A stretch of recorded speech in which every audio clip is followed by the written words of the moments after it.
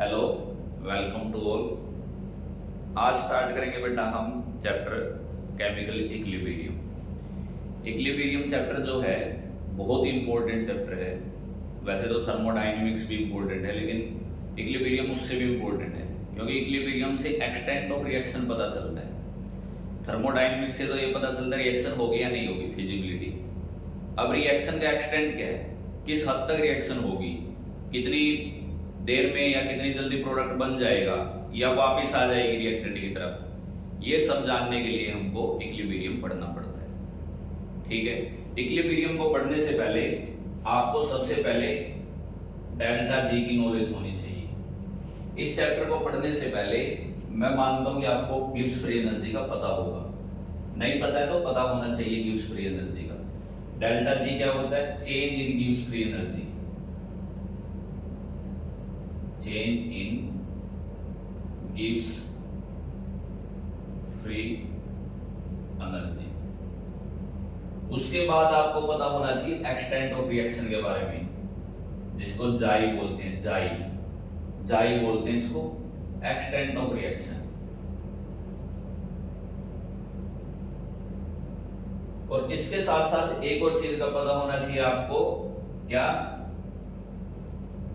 Reaction का potential या chemical potential. Chemical potential भी आपको पता होना चाहिए।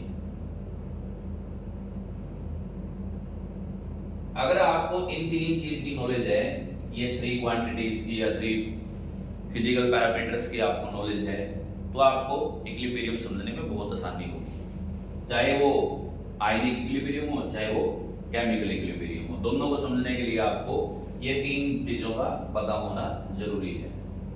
आइए अब इक्विलिब्रियम की शुरुआत करते हैं। मैं ये मान करके चल रहा हूँ ये आपको आता है, ठीक है? तो इक्विलिब्रियम की शुरुआत करते हैं। सबसे पहले इक्विलिब्रियम कहेंगे किसको? इक्विलिब्रियम कहा किसको जाता है? देखिए,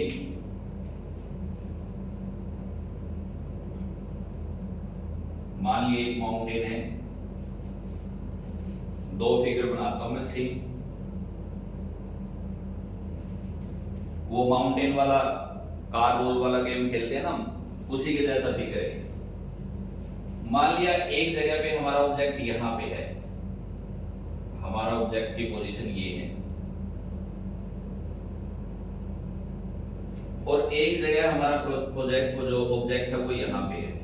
ऑब्जेक्ट की पोजीशन ये है, यहां पे ऑब्जेक्ट है। अगर आप इसको देखें, इसमें क्या होगा? ये जो ऑब्जेक्ट है, ऑब्जेक्ट स्पॉन्टेनियसली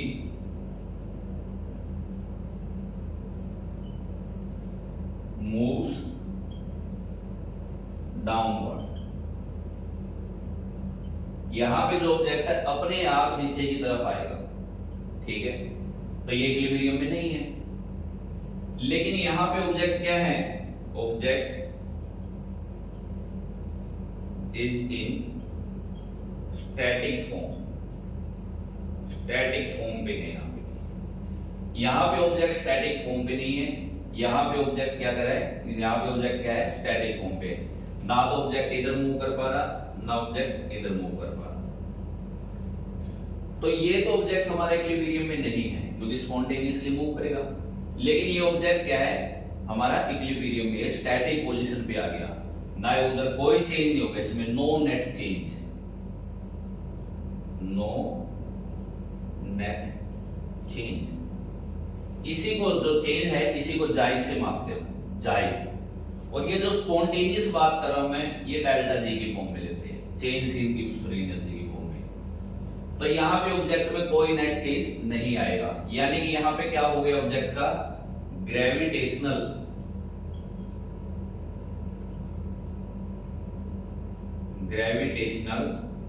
पोटेंशियल एनर्जी में कोई चेंज नहीं है। ग्रेविटेशनल पोटेंशियल एनर्जी में जो चेंज है वो जीरो है। चेंज जीरो है। यहां पे ग्रेविटेशनल पोटेंशियल एनर्जी में चेंज आएगा, तो ये इक्विलिब्रियम में नहीं है, ये इक्विलिब्रियम में। ऐसे इक्विलिब्रियम को बोलते हैं स्टैटिक इक्विलिब्रियम। Static equilibrium. और मुझे मालूम है कि आपने इसको ऐसे नहीं पढ़ा होगा। ये कहाँ पे नोट करने को मिलता है हमको? ये फिजिक्स में ज्यादातर देखने को मिलता है। इसको फिजिकल इक्विलिब्रियम भी या फिजिकल कंडीशन भी कहते हैं, इसको फिजिकल कंडीशंस भी कहते हैं, फिजिकल कंडीशंस, क्योंकि हमने अभी तक कोई केमिकल नहीं लिया। ठीक है, उम्मीद आपको नजर आ रहा होगा। मैं एक बार चेक कर लेता हूं।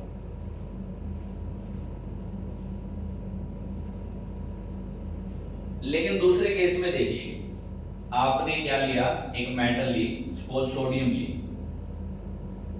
सोडियम को आपने पानी में डाला।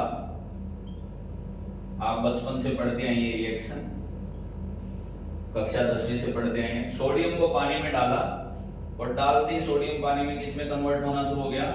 2NaOH में और प्लस हाइड्रोजन गैस में। इस रिएक्शन को ध्यान से देखिए। इनिशियली क्या हो रहा था? Initially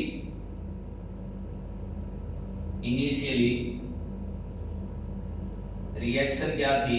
not in equilibrium. Equilibrium में नहीं थी रिएक्शन। ये जल्दी जल्दी रिएक्ट कर रहा था, बहुत रिएक्टिव मेटल है, बहुत जल्दी इसके साथ रिएक्ट कर रहा था और प्रोडक्ट में चेंज हो रहा था। लेकिन आफ्टर प्रोडक्ट फॉर्मेशन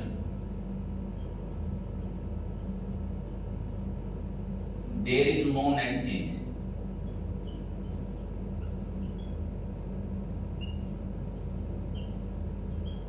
अब नो नेट चेंज है तो ये रिएक्शन अब इक्विलिब्रियम में आ गई। प्रोडक्ट बनने के बाद ये जो प्रोडक्ट बन गए पूरे के पूरे, तो रिएक्शन इक्विलिब्रियम में आ गई।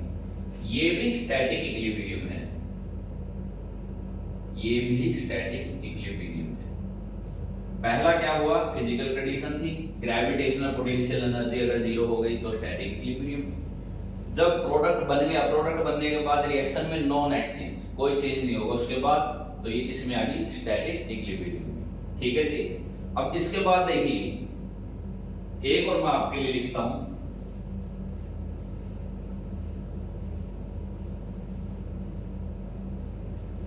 ध्यान से देखिए, आपने क्या किया? लेड नाइट्रेट को, PbNO3 ट्वाइस को पोटासियम आयोडाइड में मिला दिया। मिलाते ही ये PbI2 बन गया, प्लस क्या बन गया? 2KNO3। जैसे ही आपने इसको इसमें मिलाया, तो इसमें क्या हो गया? ये इसमें कन्वर्ट होना शुरू हो गया, ये इसमें कन्वर्ट होना शुरू हो गया। इसको बोलते हैं double displacement reaction. Double displacement reaction. जैसे कि मैं अगर आपको लिखूं, एक रिएक्टेंट की फॉर्म लिख के दिखाऊं, तो एक रिएक्टेंट की फॉर्म ये बनेगी Pb2 प्लस 2NO3 नेगेटिव।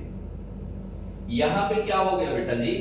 जो ये था रिएक्टेंट था, इन आयंस में टूट गया और ये आयंस भी इनमें टूटना शुरू हो गई। तो ये रिएक्शन दोनों तरफ से ऐसे जाना शुरू हो गई, दोनों तरफ से।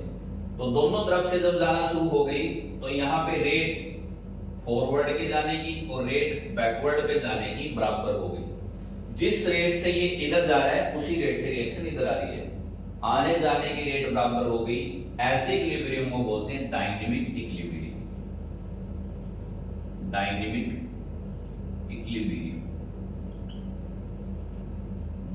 इक्विलिब्रियम का मतलब क्या है? कि फॉरवर्ड में जाने की और बैकवर्ड में जाने की जब रेट साइमल्टेनियसली बराबर हो जाए, जब आपको लगे कि कुछ हो नहीं रहा लेकिन हो रहा होगा, प्रोडक्ट भी रिएक्टेंट की तरफ आ रहा होगा, रिएक्टेंट भी प्रोडक्ट की तरफ जा रहा होगा, उस टाइम पे जो इक्विलिब्रियम होगा वो डायनेमिक इक्विलिब्रियम होगा। ठीक है, यही हमको इस चैप्टर में पढ़ना है। डायनेमिक इक्विलिब्रियम के बारे में हमको नॉलेज लेनी है। लेकिन मुझे उम्मीद है आपने जो इंट्रोडक्शन पढ़ा ना, वो कुछ और ही पढ़े। इस तरीके से इक्विलिब्रियम को पढ़ा जाता है। ठीक है, फिर कभी इसके बारे में फिर कभी आपको वीडियो पूरी लेकर के आऊंगा और आपको इक्विलिब्रियम पूरा करवाया जाएगा। ठीक है, थैंक यू।